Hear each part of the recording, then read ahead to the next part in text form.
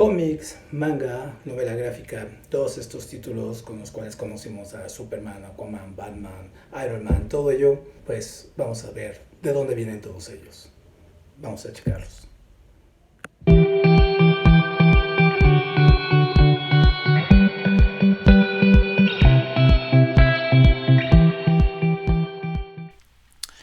El arte secuencial es una forma de arte que utiliza imágenes desplegadas en secuencia para la narración gráfica o para transmitir información. El arte secuencial es anterior a los cómics contemporáneos por milenios. Algunos de los primeros ejemplos son las pinturas rupestres, los jeroglíficos egipcios y los manuscritos pictóricos de la América precolombina, que eran medios recurrentes de la expresión artística. Los cómics han jugado un papel muy importante en toda la historia humana. Por ejemplo, la caricatura política más antigua en Estados Unidos ayudó a comunicar el deseo de independencia en las colonias de una manera que incitó a la revolución. En México se consagró como un arma muy eficaz de propaganda en la guerra contra los franceses en el siglo XIX y después con el hijo del aguizote contra la dictadura de Porfirio Díaz. Otro ejemplo son los grafitis. En Roma, por ejemplo, los grafitis eran políticos, pero también crudos y divertidos. Los manuscritos iluminados contenían imágenes sagradas, pero también garabatos que han desconcertado a los historiadores durante siglos. Ilustrar una historia para hacerla más atractiva para una audiencia ha estado en la vanguardia de la mente humana desde su temprana existencia en las cuevas.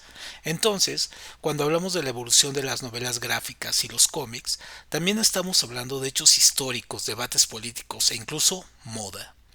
Entonces, la forma en que estructuramos este video está a través de la evolución de la línea de tiempo de los cómics. De esta manera, no solo podrás ver los diferentes estilos, sino también entender un poco el trasfondo detrás de cada uno de ellos.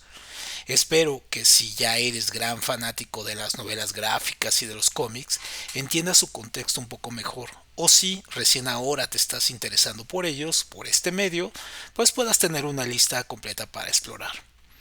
Antes de entrar en los estilos artísticos específicos y la evolución a lo largo del tiempo, creo que es esencial revisar algunas definiciones de términos. ¿Qué son exactamente las novelas gráficas y en qué se diferencian de los cómics o de los libros de bolsillo comerciales? Según los archivos del Museo Norman Rockwell sobre medios de ilustración, las novelas gráficas nunca antes cuentan historias, generalmente compiladas en un solo volumen. Sin embargo, el término incluye novela. No todas las novelas gráficas son ficción. Muchos también son memorias, que pueden ser escritas o ilustradas por una misma persona en lugar de un equipo. Los cómics y los libros de bolsillo comerciales, por otro lado, son historias serializadas, a menudo contenidas en un universo o una historia ya preconcebida. Algunos cómics son escritos e ilustrados continuamente por una amplia gama de artistas, cambiando cada pocos años para dar paso a nuevos conceptos artísticos o a la historia. Como mencionamos, podríamos comenzar revisando la historia y la influencia de la narración ilustrada desde las pinturas rupestres, los manuscritos iluminados y los vasos griegos. Sin embargo, como ese papel debería de ser de alguien realmente versado en la historia del arte, escribiendo un libro sobre el tema o, para ser honestos, más calificados que nosotros. Por eso decidimos comenzar con los cómics serializados en la medida que los conocemos hoy.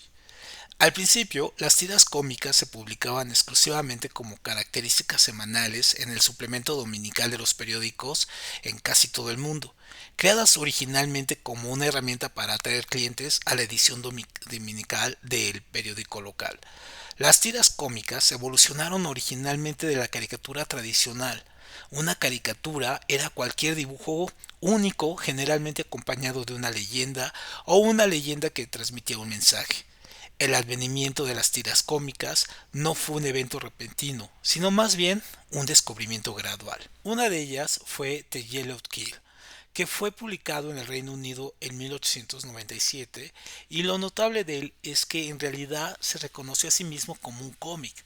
Tal fue el éxito del Yellow Kid que dio lugar al término de prensa amarilla al aparecer simultáneamente en el New York World de Joseph Pulitzer y el New York Journal de William Rudolph Hearst. Sí, el ciudadano Kane.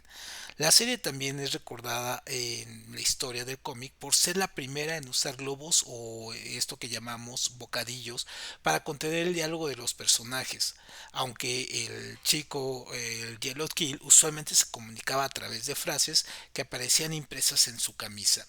Estas historias fueron muy destacadas y se utilizaron para difundir información errónea o propaganda incluso, como veremos más adelante. A principios del siglo XX había más de 150 tiras en Estados Unidos, además de numerosas tiras que se publicaban en periódicos locales. Hasta ese punto, la mayoría de los cómics eran humorísticos. Sin embargo, Winsor McCay introdujo un nuevo tipo de género con su cómic Pequeño Nemo, que apareció entre 1905 y 1911 en el New York Herald. En 1924, Washington Dobbs introdujo la idea de los cómics de aventuras y, en este caso, el famosísimo Edgar Rice Burroughs siguió con la idea de su famoso cómic Tarzán. Pronto surgieron otros géneros de historietas, como los cuentos de ciencia ficción, por ejemplo La princesa de Marte, también de Burroughs, y las tiras policíacas de Dick Tracy, muy famosas. En el momento de la Gran Depresión, ya en los años 30, los estadounidenses recurrieron a las tiras cómicas como una de las formas de escapar de su aburrida vida cotidiana. En 1933, el mundo del cómic estaba a punto de cambiar. La llegada del primer cómic fue una sorpresa para todos y el eventual éxito es verdaderamente una historia que la mayoría conocemos. Los editores de Esther Core Print buscaron una manera de utilizar muy eficientemente su equipo de impresión que con frecuencia estaba inactivo entre trabajos. A Maxwell Gates, padre de William F. Gates, editor de Daisy Comics, se le ocurrió la idea de imprimir una sección de historietas de 8 páginas que pudiera plagarse desde un formato de gran formato a un formato más pequeño de 9 por 12 pulgadas. El resultado fue el cómic moderno, el que conocemos en la actualidad. El nombre de este cómic era Funnies on Parade y contenía reimpresiones de tiras cómicas de periódicos y se regalaba de forma gratuita. Al darse cuenta de que había un mercado para las tiras reempaquetadas, al año siguiente Stern publicó Famous Funnies y lo vendió por 10 centavos a través de cadenas de tiendas. La edad de oro de la historia del cómic se acercaba sigilosamente y todo lo que se necesitaba era algo para encender el combustible. De las mentes creativas de Jerry Siegel y Joe Shuster surgió Superman. La idea se inspiró en gran medida en la novela Gladiator de Philip Will en 1930. Aunque Siegel y Shuster pensaron que habían descubierto una mina de oro, vender su idea a los periódicos resultó ser toda una área difícil. Fueron golpeados con rechazo tras rechazo de sus periódicos. Las tiras finalmente llegaron a manos del editor Shelton Meyer, quien inmediatamente se enamoró de él. Meyer luego le pasó la idea a Henry Donnefer de Daisy Comics, quien accedió a comprar las tiras. El primer número apareció en los kioscos en mayo de 1938. Ahí nació Superman y el resto es historia. El éxito de Superman inicia una revolución de superhéroes en los cómics. Luego vino Batman de Bob Kane, quien hizo su primera aparición en Detective Comics número 27 en mayo del 39. La época de la Segunda Guerra Mundial marcó la llegada del Capitán América, creado por Jack Kirby y Joe Simon. Su primer número salió en febrero de 1941. En ese momento, las tiras cómicas y los libros de historietas comenzaron a divergir entre sí. Los libros de historietas se erigieron como el dominio de los superhéroes. Esta edad de oro de los cómics debe la mayor parte de su propósito a las caricaturas políticas y la propaganda. Sí, Superman y el Capitán América no son apolíticos, y mucho menos sin agenda. Sin embargo, el primer cómic fue una simple colección de obras publicadas previamente en una tira cómica, comercializadas para y por niños debido a su humor fogonesco y sus historias cortas. En consecuencia, los seguidores de culto comenzaron a atraer a una audiencia mayor, con historias más largas, obras de arte más complejas y en última instancia una identidad. Pero el seguimiento de culto y la influencia generalizada de la cultura pop solo vendría más tarde en la década de los 50, con la producción en masa. Esta era, conocido como la Edad de Oro, estuvo marcada principalmente por la propaganda política delirante que rodeó todo el periodo de la Segunda Guerra Mundial. El Capitán América apareció en su forma moderna como lo conocemos y muchos otros superhéroes como Wonder Woman, la Mujer Maravilla y Superman comenzaron a venderse a gran escala. Durante el periodo de guerra, el consumo de cómics se disparó, convirtiéndose no solo en un pasatiempo establecido para los niños pequeños, sino también en un terreno fértil para el reclutamiento de hombres jóvenes al ejército. El gobierno descubrió el valor de las historietas como medio. La producción masiva de entretenimiento en el seguimiento de la guerra tenía un mercado incorporado para la narración interminable que mostraba la gloriosa victoria de los Estados Unidos sobre los nazis. Debido a que los cómics se consideraban una forma de entretenimiento vulgar, eran ideales para el gobierno estadounidense a la hora de difundir ideales patrióticos, antijaponeses y antinazis, sin parecer demasiado parecidos a la propaganda real. El nuevo orden mundial convirtió a los héroes y villanos de los cómics en la técnica de reclutamiento perfecta. El Capitán América estaba a la vanguardia en ese sentido, y se estaba publicando antes de que Estados Unidos entrara en guerra, y el debate sobre si los norteamericanos deberían unirse todavía estaba en pleno apogeo. Por lo tanto, tener al capitán golpeando a Hitler en la portada no estuvo exento de la controversia, ya que todavía algunos sentimientos nazis dominantes entre los debates públicos en Estados Unidos estaban muy vigentes. En 1944, los cómics eran tan populares entre los hombres de las Fuerzas Armadas norteamericanas que alrededor del 44% de los hombres en el ejército se identificaban como ávidos lectores de los cómics. Los superhéroes que siguieron los pasos del Capitán América se convirtieron en carteles de la lucha de los norteamericanos en la Guerra Mundial, y por eso sus historias se convirtieron explícitamente en herramientas de propaganda. Esto se debió a que la Oficina de Información de Guerra creó lo que se conoció como la escritores de guerra, que aunque no estaba explícitamente en la nómina del gobierno, tenía sus oficinas y editores invitados previstos en la OWI. En esta última instancia, esto fue algo en su mayoría benigno durante el periodo de guerra, ya que los objetivos principales de estas instituciones era difundir los ideales antirracistas y la cooperación internacional más adelante a través de la imagen de las Naciones Unidas. Sin embargo, muchas de las historias que se vieron como una nueva forma de educar a los norteamericanos de manera más informal resultaron contraproducentes. El investigador Paul Hirsch da un ejemplo en su artículo de la famosa edición de All Star Comics, This is the Our Enemy, que mostraba a los cuatro jinetes del apocalipsis ondeando la bandera nazi mientras los miembros de la Liga de la Justicia miraban horrorizados. Federica Barak, miembro de la WWB, informó que sus hijos interpretaron las narrativas antirracistas aprobados por la Junta como piezas más educativas sobre cómo el racismo era inevitable en lugar de malo. Hirsch también señala que la evidencia anecdótica de varios miembros de la Junta mostró que los mensajes antirracistas no se estaban recibiendo como debería de ser ampliamente conocido. Sin embargo, las tácticas no cambiaron, lo que posiblemente condujo al fracaso final en la recepción de estas narrativas, lo que conduciría a una caída de la producción y del consumo de los cómics en el periodo de la posguerra, donde los incentivos de las narrativas a favor de la guerra no fueron tan bien o no fueron muy codiciados, por lo que los superhéroes perdieron gran parte de su popularidad frente a otros géneros producidos en masa como el romance, los westerns y el terror.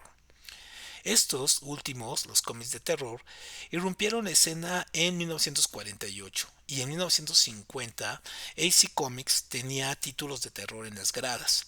Crypt of Terror, más tarde lo que conocemos como Historias de la Cripta, Cazadores de Miedo o El Valor del Terror. Estos cómics elevaron el listón en su arte sangriento y sus historias violentas.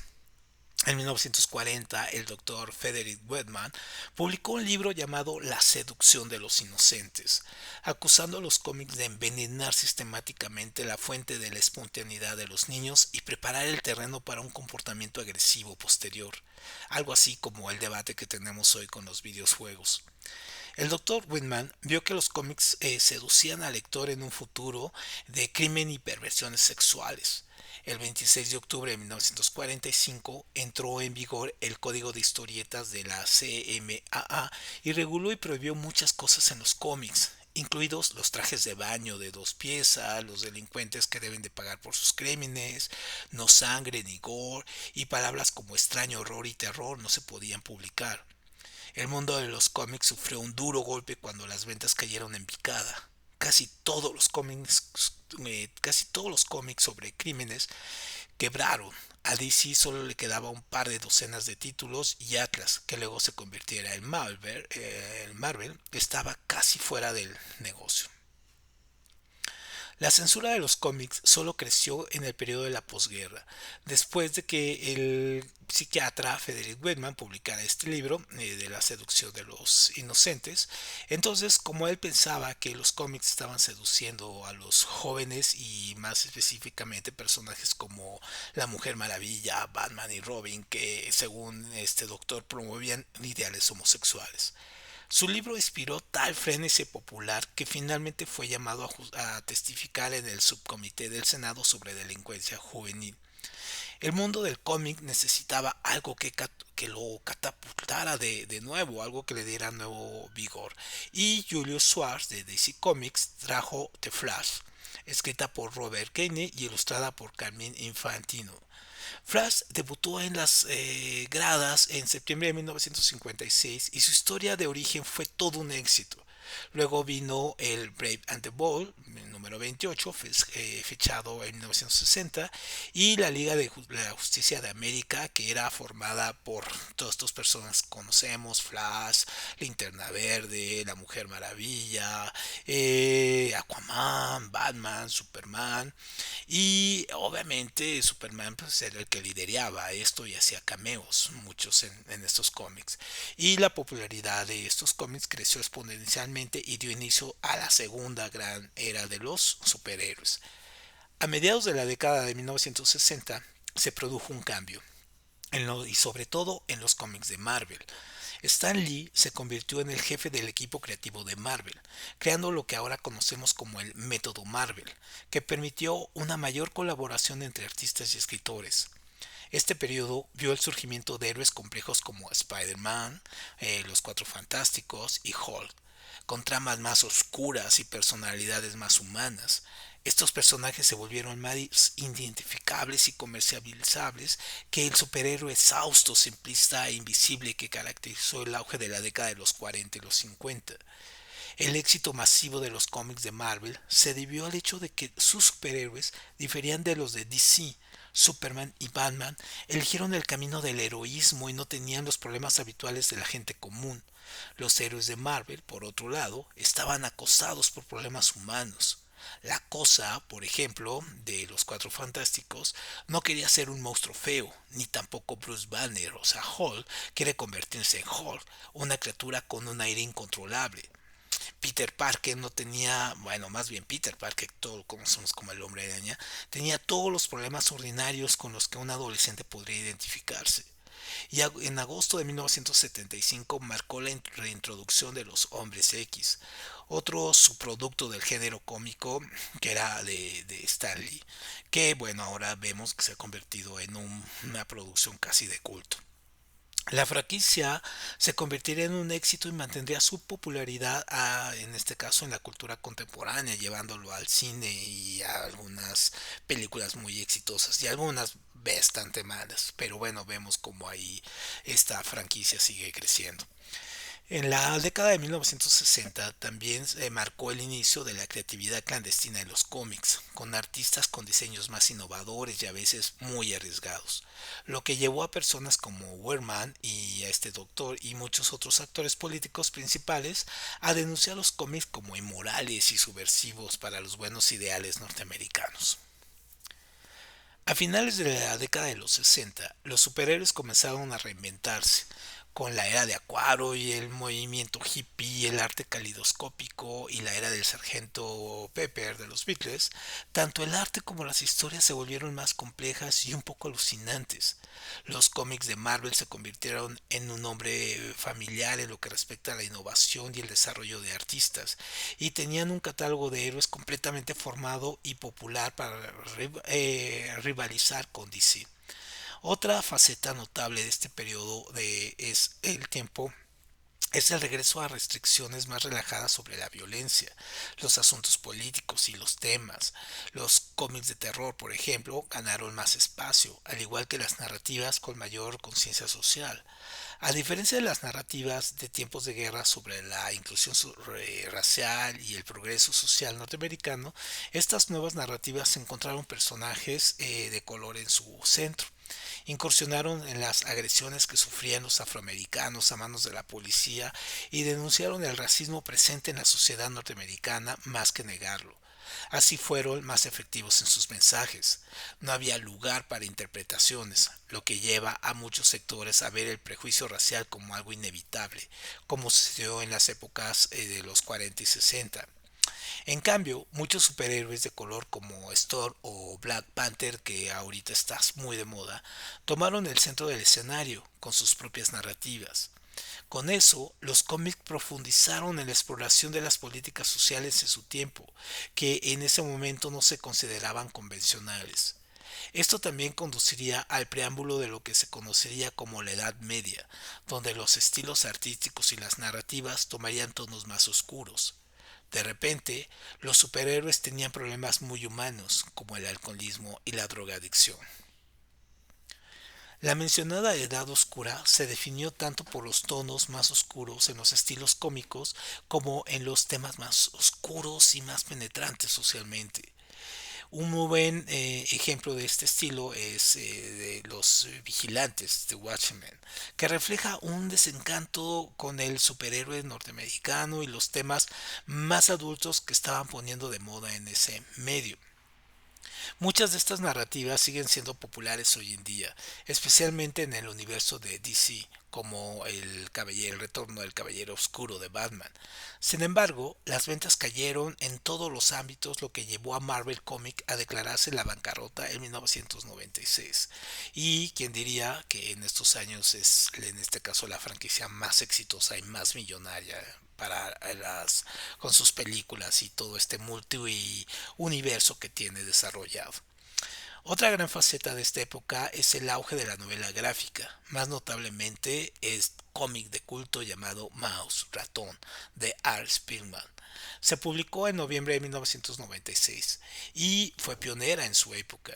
La historia autobiográfica de Spiegelman sobre una familia judía que intentaba sobrevivir en la Polonia ocupada por los nazis cambió por completo el medio, que hasta ese momento todavía se consideraba solo un mediocre estilo de entretenimiento.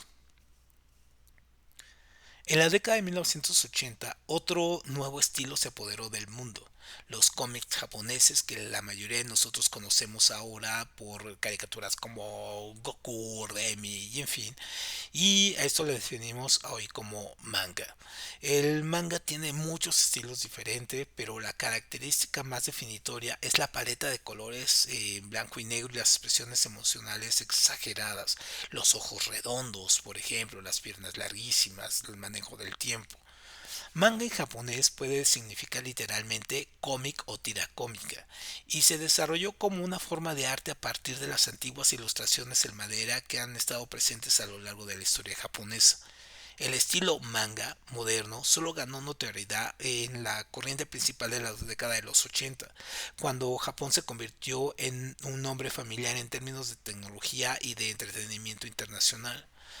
Eh, Uno de los tipos más versátiles para la narración ilustrada de los mangas, en este caso, fue que se comenzaron a comercializar primero para niños, pero pronto expandieron y se expandieron muy fuerte para abarcar todos los aspectos de la vida humana, desde categorías abiertamente específicas como libros de cocina e incluso manuales de tecnología, hasta temas más convencionales como terror, romance y comedia. Gracias al éxito de la versión, por ejemplo, de la película Akira de 1988, basada en el manga del mismo nombre del autor Katsuhiro Otomo, la difusión internacional del manga explotó y debido al rotundo éxito de Astro Boy de Osamu Tezuka, que se transmitió en las televisiones europeas y estadounidenses, se llegó a la conclusión de que había una gran necesidad y un gran mercado.